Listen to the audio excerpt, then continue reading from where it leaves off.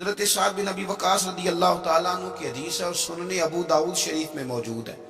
آپ فرماتے ہیں نبی پاک صلی اللہ علیہ وسلم کے ساتھ تھے ہم، اور ہم مکہ مکرمہ سے مدینہ طیبہ جا رہے تھے، حج کے بعد جا رہے تھے یا کسی اور سفر کے بعد واپس جا رہے تھے۔ اچانک رستے میں حضور گھوڑے سے اتر آئے، کوئی ایسی وجہ نہیں تھی، کوئی ہمارا سستانے کا ارادہ نہیں تھا، کوئی ٹھہرنے کا پروگرام نہیں تھا۔ سونے کریم رسول نیچے اترے اور حبیب پاک صلی اللہ علیہ وسلم نے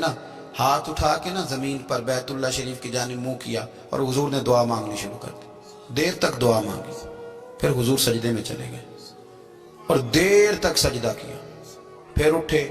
پھر دعا مانگنے لگے، دیر تک دعا مانگی، کہتے ہیں پھر سجدے میں چلے گئے، پھر دیر تک سجدہ کیا، پھر تیسری دفعہ اٹھے دعا مانگی اور لمبی دعا مانگی، پھر سجدے میں چلے گئے اور دیر تک سجدہ کیا۔ حضرت سعد بن ابی وقاص رضی اللہ تعالیٰ عنہ بڑے جرنیل قسم کے، بہادر قسم کے، لشکر و سپاہ کی قیادت کرنے والے سے آدمی اور بڑے بیدار مغز، حاضر ذہن رکھنے والے آدمی، فرمانے لگے جب سرکار نے وہ 3 دفعہ کام کیا اور حضور صلی اللہ علیہ وسلم نے بڑے انہماک سے سجدہ کیا اور پیشانی مبارک نے خوب ذوق لیا سجدے کا اور دعا کی تو بڑے ذوق سے، اور 3 دفعہ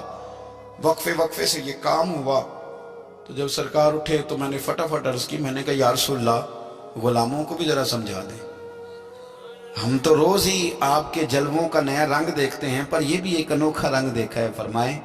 تو حضور فرمانے لگے میں جا رہا تھا، رستے میں پھر مجھے امت کی بخشش کا خیال آ گیا، یعنی مکہ سے نکل رہے ہیں،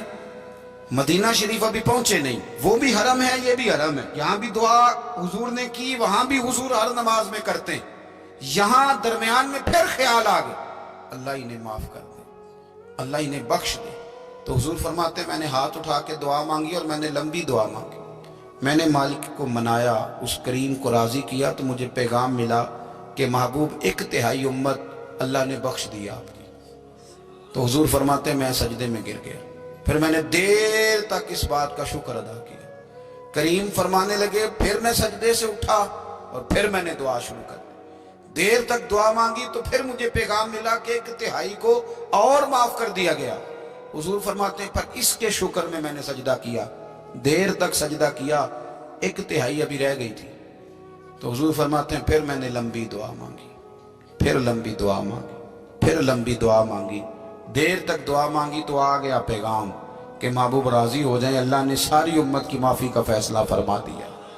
تو حضور فرماتے ہیں پھر میں نے تیسرا سجدہ کیا اور سجدہ شکر کیا۔